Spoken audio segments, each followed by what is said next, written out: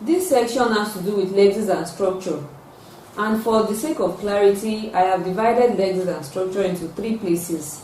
We have the synonym and antonym, we have the idiomatic expression, and we have the one that talks about grammar. So under the grammar aspect, we have different aspects of grammatical expressions which seek correctness in terms of punctuation, spellings, tense, parallelism, and other features of grammar. We are starting with synonyms and antonyms, and we'll begin with the 2017 UTME Use of English, and the type we are using is the CBT question. Question 31. Abiola was a very feeble man. Feeble is underlined, and here the instruction reads that states that we should choose the option opposite in meaning to the word or phrase that is underlined or in italics. Here we don't have them in italics, we have them being underlined. So for question 31, feeble is underlined, and feeble means weak.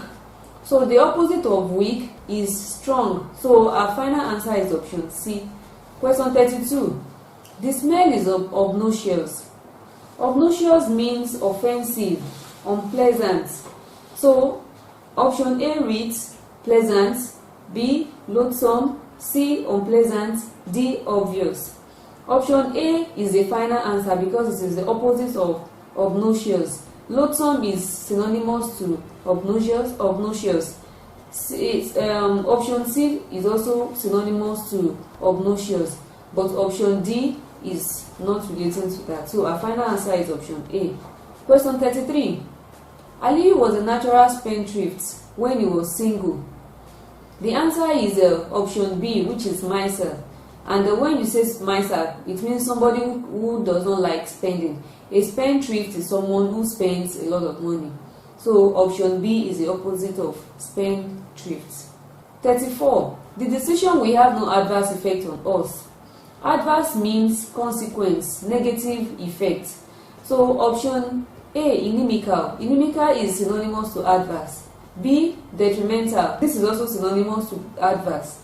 Option B, beneficial. Beneficial is the opposite of adverse. And then lasting. Lasting does not relate to adverse nor its opposite. So we have option C as the final answer, which is beneficial. Question 35. I despise the way she lived her life. Option A, abhor, B, hate, C, admire, and D, remember. Despise means hate. So abhor and hate are synonymous to despise, while admire is the opposite of despise. So option C is the final answer A.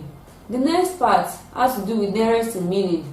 So from question 36 to 40, we have to choose from the options the nearest in meaning to the word or phrase underlined or in italics. Question 36. Tolu broke her leg because of her restive nature. Restive has to do with not being patient when somebody is restless. So option A, lively, no. B, relaxed, no. C, patient. These are opposite in meaning to restive. So option D, unruly. This is synonymous to restive. So option D is the final answer. 37. The secretary's speech was interesting, though impromptu. Impromptu means done without planning. So option A, unprepared, B, improper, C, controversial, D, important. The answer is unprepared because it has to do with something you did not prepare for, impromptu or spontaneous. Question 38. The manager of the team is often maligned by the supporters. Malign means to say negative things about someone, and we have four options here. A, slander, B, cherished, C, praised, and D, honored. Praised and honored are synonymous, are opposite in meaning to malign, and so we cannot have them as our final answers. And then we have a cherished, which is actually not relating to malign. Option A, which is slander, is the final answer. It is synonymous to malign. Question 39. He has a cogent reason for quitting the relationship. Cogent is underlined. Cogent means convincing, and so option A is the final answer. The other options, B, which reads important, C, tentative, and D, unacceptable, are not synonymous to cogent.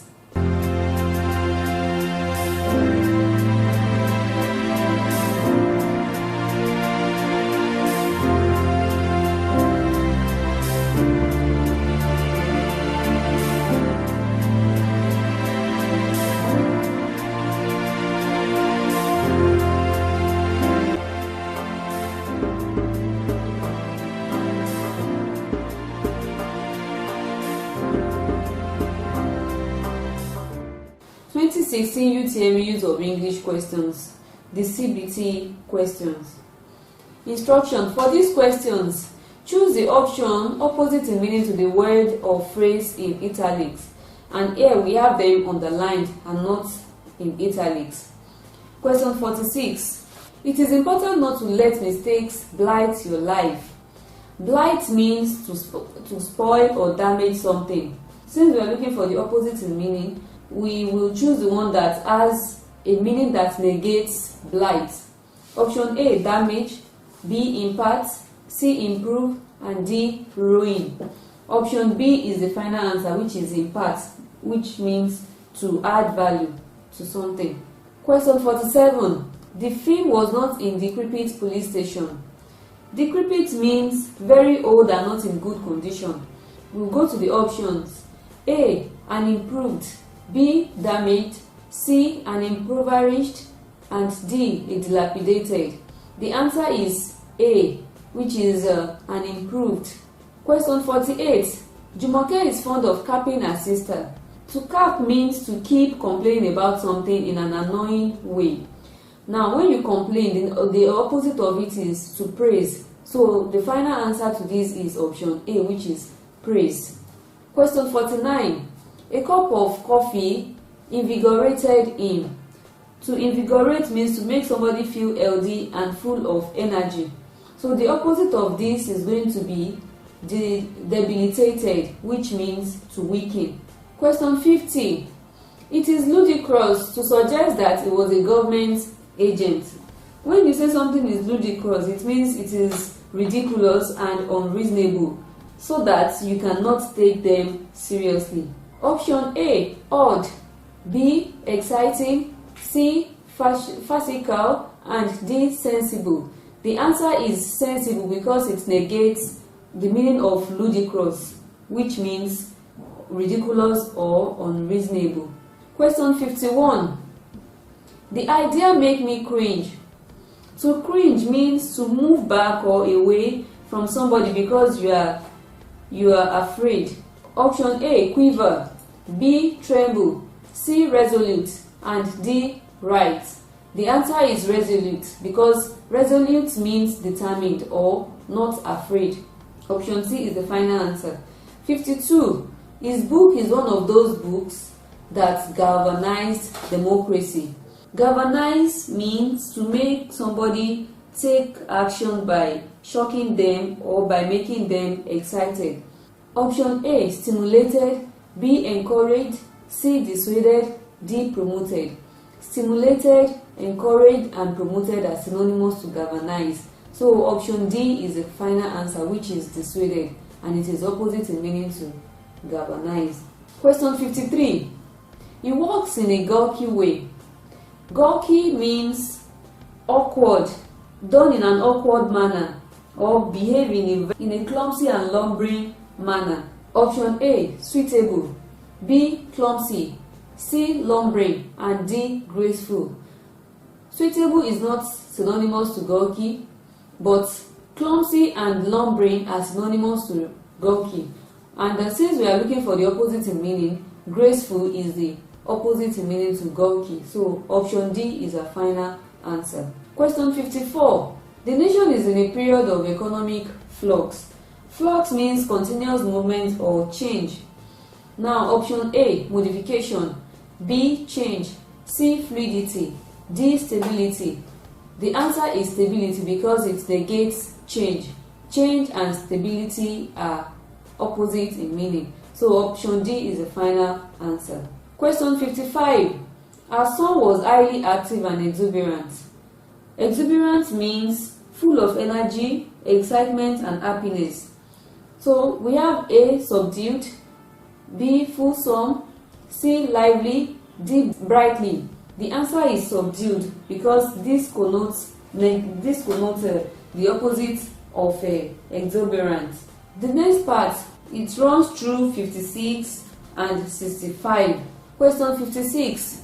Mr. Ojo has a fickle character. Fickle character means unstable. So here we have unpredictable as the answer because unpredictable has to do with something you cannot tell specifically. It changes, so you can't predict it. Option D is the answer. Genuine, stable and imperfect are opposite in meaning to fickle.